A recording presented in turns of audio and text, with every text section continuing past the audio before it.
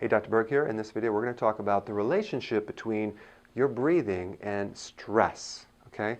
There's two things going on. You breathe in and you breathe out. What happens when you're in a stress state, your breathing actually changes to a more forceful inhalation, but a very shortened exhalation.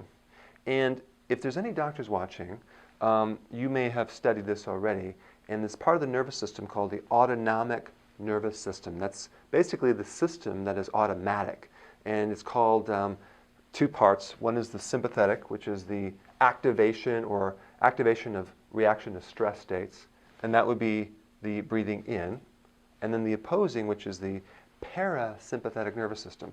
So if you've never heard that word before, don't worry about it, but all that means is a system of the nervous system. It's a part of the nervous system that relaxes you, helps you sleep, it helps you breathe out, exhale, and when you're exhaling, you're releasing carbon dioxide, and you're breathing in, you're pulling in oxygen. Okay, so you have this constant thing going back and forth. But when you experience chronic stress, what happens is this whole breathing thing changes. Now, breathing is involuntary and voluntary. So, in other words, you don't have to think about breathing, it just automatically happens. Or you can think about it and actively, voluntarily breathe in and breathe out. But in a stress state, you'll kind of fall into this breathing pattern that's more like this. It's a shortened exhalation with a kind of a desperate inhalation. It's called air hunger. You're trying to breathe in to try to balance out this stress state. And what you need to know is that during chronic stress states, you're going to develop a lower oxygen in your tissues and a buildup of CO2 also. So we have the state where you're kind of starving for air, so you're constantly trying to get oxygen. And that's why when you do exercise like high intensity, it's very bad for stress states. Much better exercise would be a long walking where you're not inducing a stress state, you're getting a lot of oxygen in, and you're releasing a lot of CO2 out. But I want to talk about the chemistry of what happens during stress in relationship to your breathing. You start losing certain acids over a period of time.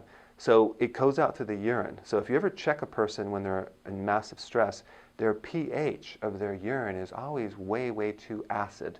But what happens is the blood starts going the opposite. It starts becoming too alkaline. So we get this thing where you might think that you're too acid, but really you're too alkaline. And there's a lot of false information about this too on, oh, you have to alkalize or die, or everyone's too acid, whatever. But that's true and false. The question is, what part of your body is too acid or too alkaline? But in a stress state, you will tend to have an acid urine, but your blood is really too alkaline. Now, what does that all mean? That means that without that correct pH in your blood, you will start losing the ability to regulate oxygen into the tissues. That's why when you climb stairs, you might get out of breath easily. That's why when you climb stairs, your muscles, especially the leg muscles, might get heavier. That means that you also have an inability to mobilize minerals, specifically calcium. So the calcium doesn't go in the muscles. That's why you get cramping. That's why it's hard to relax at night. That's why you might get tetany or twitching on the left eyelid, like that. Or you could even get an irregular heartbeat because the calcium is needed to regulate the heartbeat. So there's so many things that can occur with the nervous system, with the muscular system, with the oxygen system, with the ability to sleep. All that is inhibited just by having this altered pH because you're not able to regulate the balance of carbon dioxide and oxygen from simple breathing, but taking it back earlier, it's a stress state. Okay, so now what are we going to do with all this? All right, we're going to show you a tool that you can use on a regular basis to train your breathing in a way to induce a nice relaxed state. Okay, so this is a great tool because you can voluntarily control your breathing in a certain pattern to totally undo and reverse this process. Okay, so this is something you can practice before you go to bed, in the car, after a stress event. So here's what you want to do.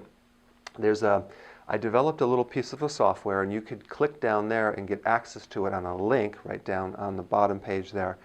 And when you click that link, it's a simple little ball that goes up and down, like a little leaf that goes open and closes, and it has synchronized music to it, either an ocean wave or music, to train your body to breathe in a certain way. So what is that trained method or timing pattern? Well, first of all, it's a 5-second exhalation with a 1-second pause, and a 5-second inhalation with a 1-second pause. So what you're going to be doing is just timing your breathing, and you can just watch this little leaf open up and then pause and then close and breathe with it, and it's self-explanatory. So I'm going to show you how that works. So you're going to be sitting there in relaxed state or driving, and you're going to be like breathing in, 5 seconds in. So you're going to go slowly, pause in a second, breathe out for 5 seconds. Pause for 1 second. Now, just so you know, you want to breathe through your nose, not through your mouth. And you want to breathe through your stomach, not from your upper chest. So I recommend put your hand on your chest and your stomach to practice this, so you can literally push your stomach out as you suck in the air through the diaphragm slowly. 5 seconds in, pause 1 second, and have the stomach push the air out at a 5-second exhalation with a 1-second pause, okay? So you want to make sure your clavicle up here doesn't move. So we want to breathe in, because if you're breathing through the chest, it's a lot more stressful. So we want to breathe in.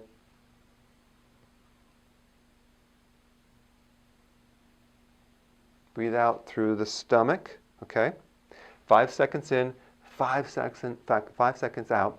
And you will find over a period of 2, 3, 4, even 5 minutes, your whole nervous system is going to start to relax. You're going to be able to go to bed a lot faster. I do this every night before I go to bed. That's how I do, is I practice the breathing, and it puts me right out within about probably 2 minutes.